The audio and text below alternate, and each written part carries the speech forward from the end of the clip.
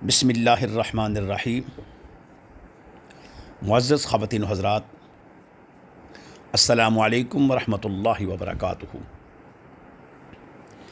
3 جولائی international plastic bag free day.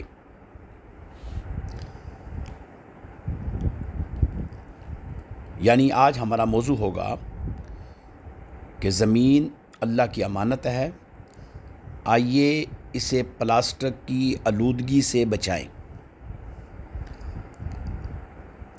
اور آج کا جو ڈے ہے، جو انٹرنیشنل سطح پر منایا جاتا ہے، اس کا اصل مقصد کیا ہے کہ پلاسٹک کی وجہ سے جو نقصانات ہوتے ہیں ان کی اویئرنس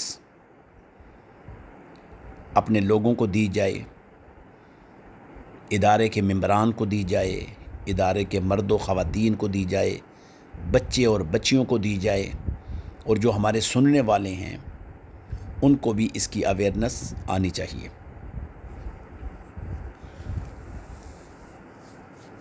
ہر سال 3 جولائی کو دنیا بھر میں انٹرنیشنل پلاسٹک فری ڈے منایا جاتا ہے۔ یہ دن ہمیں یاد دلانے کے لیے منایا جاتا ہے کہ انسان نے ترقی کے نام پر جو سہولتیں ایجاد کی، ان میں سے بعض سہولتیں آج پوری انسانیت، جانوروں، سمندروں، دریاؤں، زمین، ہوا اور آنے والی نسلوں کے لیے ایک خطرناک چیلنج بن چکی ہیں۔ انہی میں سب سے نمایاں نام سنگل یوز پلاسٹک بیگ، یعنی ایک بار استعمال ہونے والے پلاسٹک کے تھیلوں کا ہے۔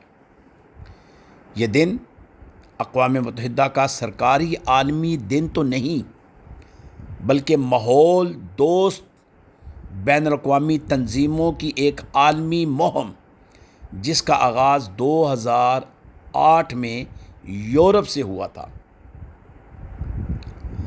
اور دیگر عالمی ماحولیاتی نیٹ ورک نے اسے دنیا بھر میں فروغ دیا۔ آج درجنوں ممالک اس دن کے ذریعے عوام میں شعور بیدار کرتے ہیں کہ اگر آج پلاسٹک کے استعمال میں کمی نہ لائی گئی تو کل ہماری زمین کا مستقبل خطرے میں ہوگا۔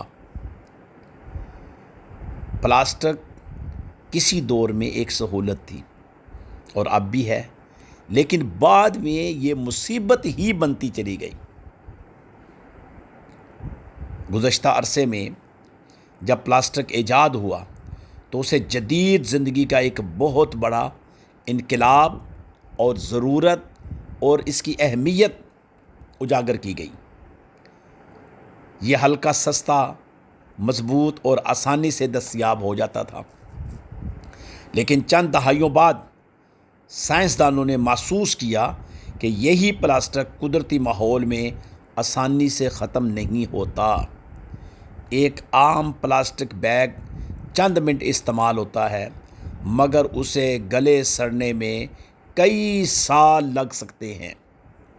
اس دوران یہ چھوٹے چھوٹے ذرات یعنی مائکرو پلاسٹک میں تبدیل ہو جاتا ہے، جو مٹی، پانی، ہوا، مچھلیوں، جانوروں اور آخرکار انسان کے جسم تک، اس کے جسم کے خون اور اس کے دیگر آرگن تک پہنچ جاتا ہے۔ آج جدید تحقیقات میں انسانی خون، پھیپھڑوں اور مختلف نالیوں اور دیگر اعضاء میں بھی مائکرو پلاسٹک کے ذرات پائے جاتے ہیں۔ یہ حقیقت پوری دنیا کے لیے تشویش کا باعث بن گئی۔ پلاسٹک کے تھیلے اور دیگر سنگل یوز مصنوعات دن بدن زمین کو آلودہ کرنے لگی۔ نہریں اور سیوریج لائنیں بند کر دیتے ہیں یہ پلاسٹک کے لفافے۔ بارش کے پانی کی نکاسی روک کر شہری لوگوں کے لیے سیلاب پیدا کر دیتے ہیں۔ لاکھوں پرندے اور جانور انہیں کھا کر ہلاک ہو جاتے ہیں۔ کیونکہ ان کی سانسیں بند ہو جاتی ہیں۔ سمندروں میں جانے والا پلاسٹک آبی حیات کو تباہ کر دیتا ہے، اور جو ان کو جلاتے ہیں اس کی زہریلی گیس خارج ہوتی ہے جو سانس اور دل کی بیماریوں کا سبب بن سکتی ہے۔ گرم کھانا اور پلاسٹک خاموش زہر ہے۔ ہمارے معاشرے میں اکثر دیکھا جاتا ہے کہ گرم سالن، گرم دودھ، چائے، تیل، نہاری، پائے، دال، روٹی اور دیگر بہت ساری چیزیں گرم گرم لفافوں میں لے کر آتے ہیں، اور جس بھی دکان اور ہوٹل میں جاتے ہیں وہ اس پلاسٹک کے لفافے میں ڈال کر دیتے ہیں، تو اس کے جو ذرات ہیں وہ ان چیزوں میں محلول ہو جاتے ہیں، اور جب اس کو استعمال کیا جاتا ہے لفافے سے نکال کر، وہ ذرات انسان کے آرگن کے اندر داخل ہو جاتے ہیں جو کہ زہریلے مادہ کی شکل بن جاتے ہیں۔ ماہرین صحت کے مطابق زیادہ درجہ حرارت پر بعض اقسام کے پلاسٹک سے ایسے کیمیائی مادے خارج ہو سکتے ہیں جو خوراک میں شامل ہو کر انسانی صحت پر منفی اثر ڈال سکتے ہیں۔ اس لیے گرم اشیاء خورد و نوش کے لیے محفوظ اور معیاری برتن استعمال کرنا زیادہ مناسب ہے۔ پاکستان میں پلاسٹک کے خلاف بھی اقدامات کیے جا رہے ہیں۔ وفاقی حکومت ہو یا صوبائی حکومت ہو، مختلف اوقات میں انہوں نے سنگل یوز پلاسٹک بیگز پر پابندی یا ان کے استعمال میں کمی کے لیے بھی قوانین بنائے بھی، متعارف بھی کرائے اور جرمانے بھی کیے گئے جہاں پر ابھی تک یہ لفافے استعمال ہوتے ہیں۔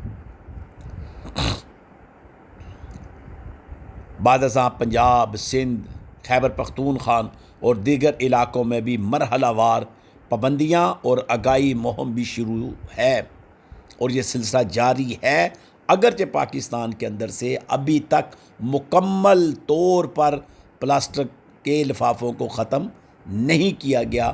ابھی بھی آپ کو مختلف قسم کی دکانوں پر لفافوں کے ذریعے پھل یا دیگر اشیاء آپ کو ملے گی، تنوروں پر روٹیاں ملیں گی، ابھی بھی وہ شاپر پلاسٹک کا استعمال ہوتا ہے، لیکن بڑے بڑے اسٹوروں پر پلاسٹک کے استعمال کے بجائے تھیلوں کا استعمال شروع ہو چکا ہے۔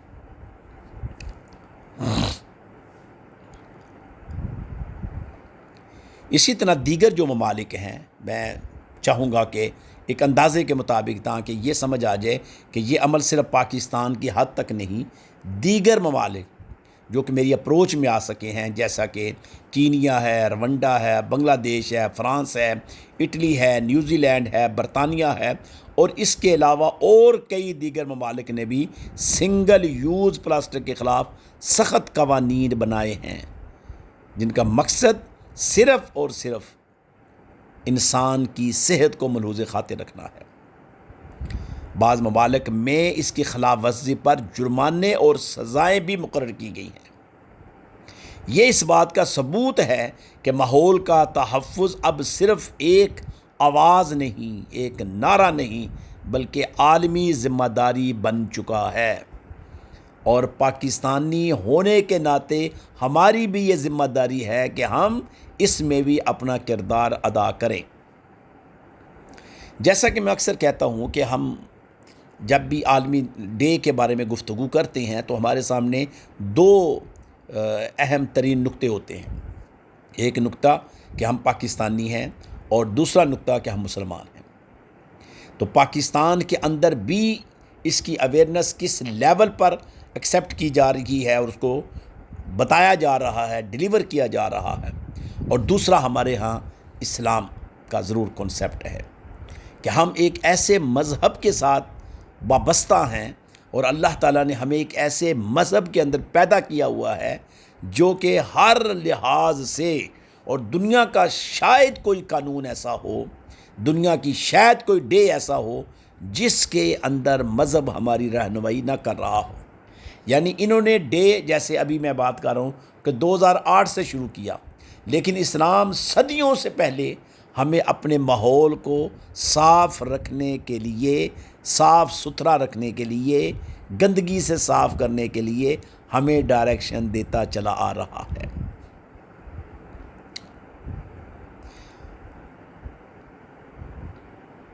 اللہ کریم ارشاد فرماتے ہیں، اور زمین میں اصلاح کے بعد فساد نہ پھیلاؤ، سورہ اعراف آیت نمبر 56۔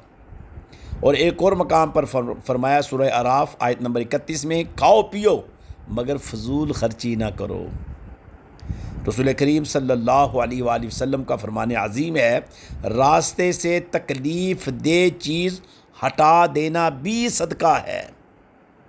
یعنی اگر پتھر راستے میں پڑا ہوا ہے تو اس کو بھی ہٹا دو، جائے کہ شاپر بیگ کو آپ پھینک دے اور ان کے ذریعے راستوں کے اندر گندگی کے ڈھیر کھڑے ہو جائیں اور نالیاں بند ہو جائیں، گٹر بند ہو جائیں، اور اس کی تکلیف بدبودار پانی سے ماحول کے اندر آلودگی پیدا ہو جائے تو اس کے لیے کتنی سختی ہوگی۔ بلکہ قرآن پاک کی ایک بڑی خوبصورت آیت ہے، ان اللہ یحب التوابین و یحب المتطہرین۔ اللہ تعالیٰ کو اللہ تعالیٰ توبہ کرنے والوں سے بھی محبت کرتا ہے اور پاک صاف رہنے والوں سے بھی محبت کرتا ہے۔ اور پاک صاف صرف یہ نہیں کہ اپنے ہی منہ ہاتھ دھو لیا اور سوتھے کپڑے پہن لیے اور جہاں بیٹھے وہاں گندگی دائیں بائیں گھوم رہی ہے۔ پاک صاف آپ جہاں بیٹھے ہیں، جہاں رہ رہے ہیں، اس جگہ اور اس کے ارد گرد ساری جگہوں کو آپ نے صاف ستھرا رکھنا ہے۔ اسی طرح اسلام نے ہمیں پانی ضائع کرنے سے منع کیا ہے، درخت لگانے کی ترغیب دی ہے، جانور پر ظلم سے روکا ہے، صفائی کو ایمان کا حصہ قرار دیا ہے، اور زمین کو انسان کے لیے پاکیزہ بنانے کا حکم دیا ہے۔ اگر اسلام پانی، راستے، درخت، جانور اور صفائی کی حفاظت کا حکم دیتا ہے تو یقیناً ایسا طرز زندگی بھی پسند نہیں کرتا جو زمین کو آلودہ کرے اور مخلوق خدا کے لیے نقصان کا باعث بنے۔ عزیزان من، کچھ ہماری ذمہ داریاں ہیں۔ اگرچہ ہم یہ چیزیں سنتے ہیں، سمجھتے ہیں، لیکن اس کے بعد کچھ ہمارے اوپر ذمہ داریاں بھی عائد ہوتی ہیں۔ اگر ہر مسلمان صرف چند عادتیں اپنا لے تو بہت بڑا فرق پڑ سکتا ہے معاشرے کے اندر اور ماحول کے اندر۔ یعنی کپڑے یا دوبارہ استعمال ہونے والا تھیلا استعمال کریں، کپڑے والا تھیلا استعمال کریں، غیر ضروری پلاسٹک سے اپنے آپ کو بچانے کی کوشش کریں۔ ضروری نہیں کہ ہمارے اوپر کوئی قانونی پابندیاں ہی ہوں، اور ضروری نہیں کہ ہمارے اوپر کوئی جرمانے ہی ہوں تب جا کر ہم باز آئیں گے۔ کچھ اخلاقیات بھی ہوتے ہیں، کچھ اخلاقی تقاضے بھی ہیں۔ آپ کا اخلاقی عمل، طرز عمل آپ کو قانون کی حفاظت کرنے کا طریقہ سکھائے گا۔ اسی طرح گرم کھانا یا پلاسٹک کے تھیلوں میں کسی بھی شکل میں کوئی چیز گرم نہ لے کر آئیں۔ بچوں کو ماحول دوستی سکھائیں۔ مجھے یاد ہے اس بارے میں کہ اکثر ہم بچپن میں جب تنور پر روٹیاں لینے جاتے تھے تو ہم گھر سے دسترخوان لے کر جاتے تھے اور اس کے اندر روٹیوں کو پیک کر کے لاتے تھے۔ اسی طرح کوئی سامان لینے جاتے تھے، یہ بھی مجھے یاد ہے، تو ہم نے گھر میں ایک تھیلا رکھا ہوتا تھا، وہ تھیلا لے کر جانا اور اس میں سامان لے کر آنا۔ پھر درمیان میں وقت آیا کہ پھر شاپنگ بیگ آ گئے، شاپر آ گئے، اور پھر گھر سے خالی ہاتھ جانا، اور روٹی ہے تو وہ بھی شاپر میں، دہی ہے تو وہ بھی شاپر میں، لسی ہے تو وہ بھی شاپر میں، سالن ہے تو وہ بھی شاپر میں، اور دیگر اجناس ہیں تو وہ بھی شاپر میں۔ تو اب آپ دیکھ لیں کہ شاپر جہاں پر تیار ہوتے ہیں، جن دانوں سے تیار ہوتے ہیں، جن کیمیکل مشینوں سے تیار ہوتے ہیں، اگر اس کو آپ دیکھ لیں تو یقین کر لیں کہ یہ بعض اوقات مختلف ویسٹوں سے تیار ہوتے ہیں جن کے اندر آلودگی ہی آلودگی ہوتی ہے، اور اس کو پھر ہم استعمال کرتے ہیں۔ تو ہم کیوں نہ پھر بلڈ پریشر کے، شوگر کے، اور دیگر سانس کے امراض کے، اور دیگر اور بہت ساری امراض ہیں جو کہ ہمارے وجود کے اندر داخل ہو چکی ہیں، اور پھر ہم میڈیسن کا سہارا لے کر چل رہے ہوتے ہیں۔ اس کے پیچھے کیا ہے کہ ہمارا ماحول آلودہ ہے اور ہمارے معاملات آلودگی کے اندر ہیں، لاشعوری طور پر ہمیں نہیں پتہ کہ ہم کیا کر رہے ہوتے ہیں، اور ہم تلاش کر رہے ہوتے ہیں کہ شاید فلاں وجہ سے ہمارے سر میں درد ہے، یا فلاں وجہ سے ہماری آنکھوں میں درد ہے، یا فلاں وجہ سے ہم بیزار ہیں، یا فلاں وجہ سے ہمیں تھکن محسوس ہو رہی ہے۔ ہم مختلف وجوہات تلاش کرتے رہتے ہیں۔ اسی طرح اسکولوں میں، دفاتروں میں صفائی اور ماحول کے تحفظ کے لیے آگاہی دیں، گھروں کے ساتھ اپنے بچوں کو بھی بتائیں جب وہ اسکول جائیں تو کس طرح انہوں نے اپنے آپ کو صاف رکھنا ہے۔ استعمال شدہ پلاسٹک مناسب جگہ تلف کریں، اور جہاں ممکن ہو یعنی ان لوگوں کی حوصلہ افزائی کریں جو اس کے استعمال کی مذمت کرتے ہیں۔ آج انسان نے بہت ترقی حاصل کر لی ہے، لیکن اگر وہ اپنی زمین کو بچانے میں ناکام رہا تو یہ ترقی بے معنی ہے۔ میرے عزیزوں، میرے دوستوں، میرے بھائیوں، میری بیٹوں، میری بیٹیوں، اگر دریا آلودہ ہو جائیں، اگر مٹی زیر آلود ہو جائے، اگر مچھلیاں، پرندے اور جانور ختم ہونے لگیں، اگر ہماری غذا میں پلاسٹک شامل ہو جائے تو ہم اپنی آنے والی نسلوں کے لیے کیا چھوڑ کر جائیں گے سوائے بیماریاں اور سوائے گندگی کے؟ آئیے آج اس 3 جولائی کو صرف ایک عالمی دن کے طور پر نہ منائیں، بلکہ اپنے رب کے حضور یہ عہد کریں کہ ہم زمین کو اللہ کریم کی امانت سمجھتے ہوئے غیر ضروری پلاسٹک کے استعمال میں کمی لائیں گے، صفائی کو فروغ دیں گے، ماحول کی حفاظت کریں گے اور دوسروں کو بھی اس نیکی کی دعوت دیں گے۔